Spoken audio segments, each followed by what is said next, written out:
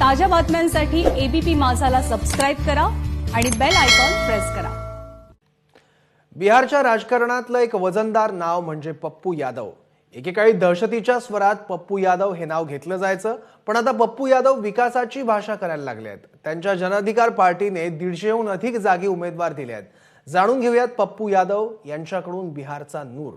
Bihar निवडणुकांचा fever एकदम पीकला पोहोचलेला आहे, पण बिहारच्या राजकारणामध्ये एक असं नाव आहे की त्याशिवाय इथलं राजकारण पूर्ण होत नाही। ते नाव आहे पप्पू यादव यांचं, आणि स्वतः पप्पू यादव आपल्यासोबत आता आहेत। पप्पू यादव जी, सीधा मैं पॉइंट पे ही आ जाती हूँ। आप आरजेडी के साथ थे, आप बीजेपी के साथ थे, अब आपने एक अपना अलग से रास्ता चुना है। इस बार आप बिहार की जनता को क्या अलग देंगे? बिहार की जनता आपको क्यों वोट दे? आरजेडी के साथ नहीं थे, इंडिपेंडेंट थे 4 बार।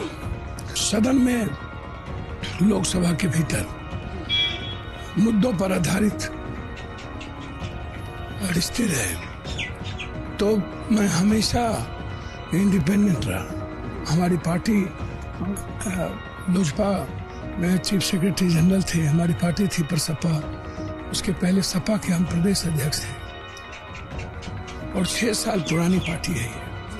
अगले बार 2 महीना पहले पार्टी बनी थी, तो ये चुनाव हम लोग जीते थे, लड़े थे, तो उसमें 1.5-2% वोट आया था। ऐसा बोलते हैं कि बिहार की जनता, जो देश का नूर है, वो डिसाइड करती है। देश की जो क्या मानसिकता है केंद्र के सरकार के प्रति, वो डिसाइड करती है। इस बार की इलेक्शन ऐसे ही दिशा दर्शक रहेगी, ऐसा लगता है? मुझे समझ में नहीं आता। नरेंद्र मोदी जी का चेहरा है, लगता है पीएम वो नहीं है, अब रहेंगे, यहाँ के सीएम हो जाएंगे, पीएम किसी और को बना देंगे। ऐसा होना चाहिए क्या?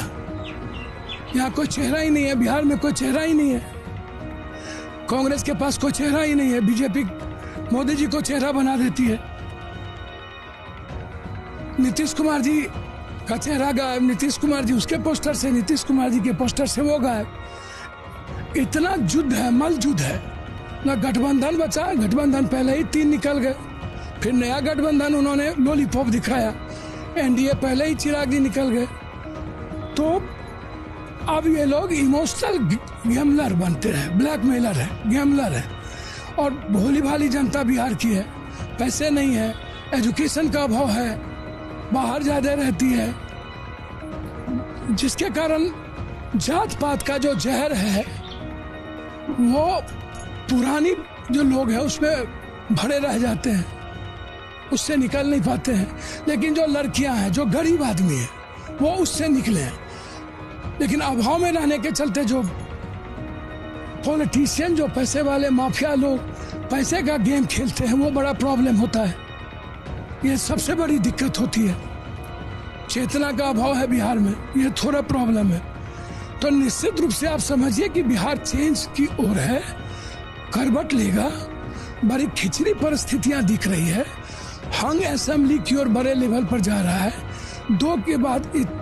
2 दिन के बाद जो चुनाव है, इससे भी और आपको सामने सब कुछ नजर आ जाएगा। आप इतना समझिए, सबसे ज्यादा भीड़ पप्पू यादव में आती है। अब मैं उसको मापदंड बना लूं, पहले भी सबसे ज्यादा भीड़ नरेंद्र मोदी में आता था, उसको मापदंड बना लीजिए तो फिर ये हालात नहीं थे। तो भीड़ से हम नहीं आंक सकते हैं कि क्या होगा। पप्पू यादव सबकी लाइकिंग है, दुश्मन के भी, सबकी, एवरीवन पप्पू यादव की लाइकिंग। आप किसी रिक्शा, ठेला, टेम्पू वाले से पूछिएगा, just you go meet Kumhrar, अन्य जगहों पर, तो आपको पता चलेगा कि पप्पू यादव, एवरीवन पप्पू यादव आपकी बात करेगा। तो यदि एवरीवन पप्पू यादव की बात कर रहा है तब तो हो गया। अगर ऐसी सिचुएशन आती है, बिहार की जनता त्रिशंकु, यहाँ पे अगर परिस्थिति बनती है, तो शायद पप्पू यादव किंग मेकर भी बने, तो अपना वजन वो किसके पलड़े में डाले? किंग मेकर का सपना अपना तो मैं देखता नहीं हूँ, मैं और लोगों की तरह हूँ नहीं।